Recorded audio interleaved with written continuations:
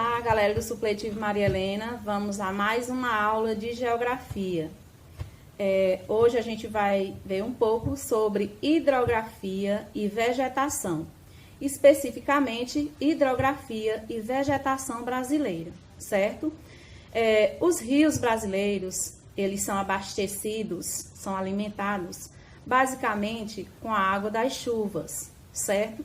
Com exceção apenas do rio Amazonas, que além de receber as águas das chuvas, ele também é abastecido pelo derretimento da neve da Cordilheira dos Andes, certo?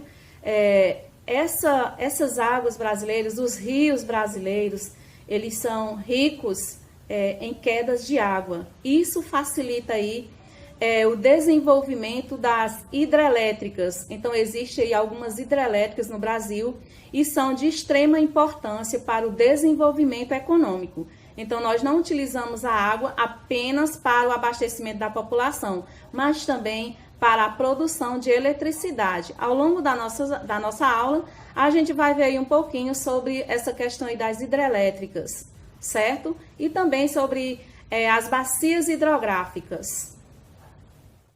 Devido ao grande volume das águas dos rios brasileiros, nós temos aí a formação de várias bacias hidrográficas. O que são bacias hidrográficas? Bacias hidrográficas, uma bacia hidrográfica ela é formada de um rio principal e seus afluentes, certo?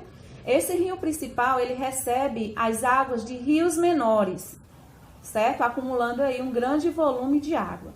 Lembrando que o rio principal, ele é perene, ele nunca seca durante o ano, certo? É diferente dos afluentes, que são os rios menores, que geralmente depois das chuvas, eles secam.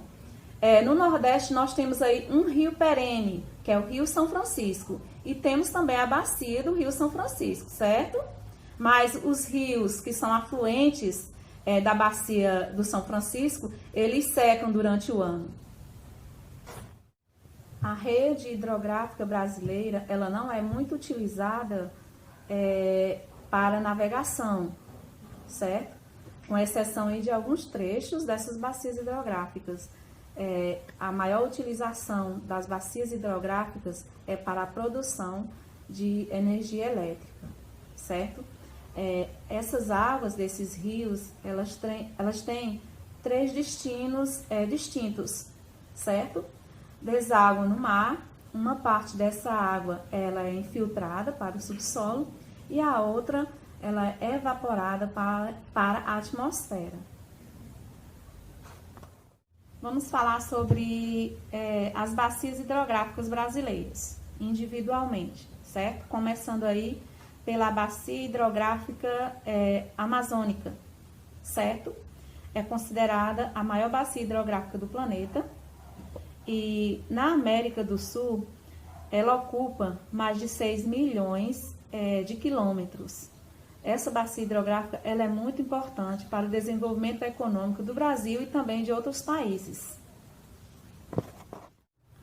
Outra bacia hidrográfica que nós temos é a bacia do Tocantins, certo? Essa bacia hidrográfica ela ocupa 10% do nosso território, entre o rio principal e seus afluentes. É considerada a maior bacia hidrográfica localizada inteiramente no território brasileiro.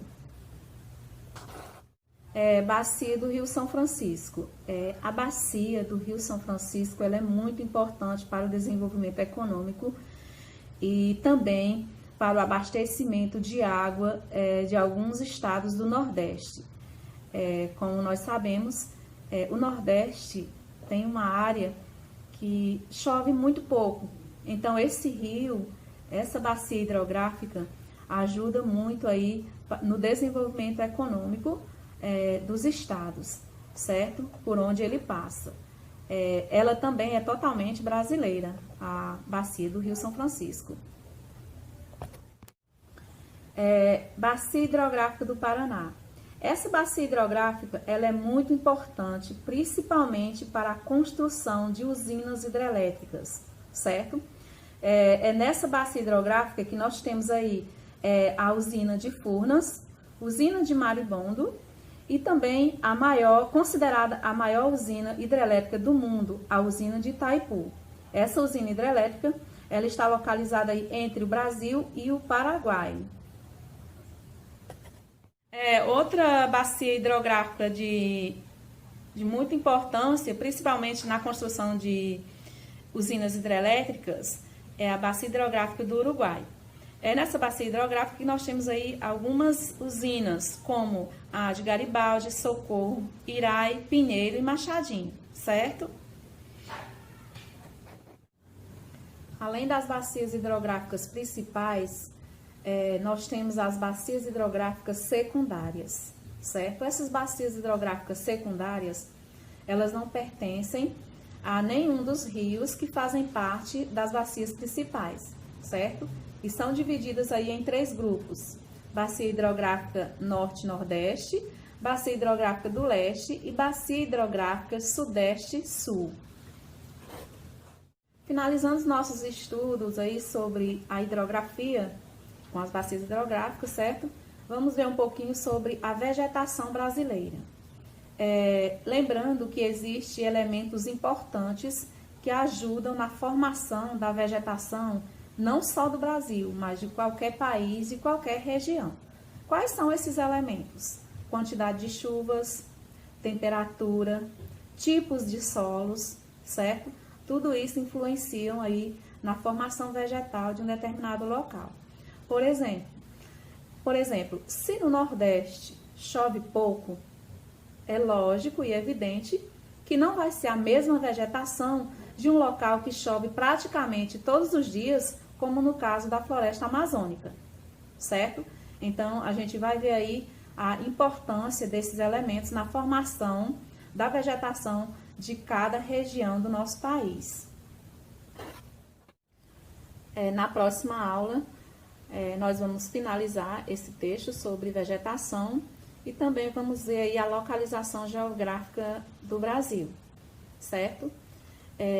Para deixar bem esclarecido, algumas páginas e todo o capítulo 4, certo? Vão ser os assuntos aí para a prova. Junto com a atividade que vai ser colocada no grupo, vai estar lá também todas as páginas que vocês terão que estudar para a prova.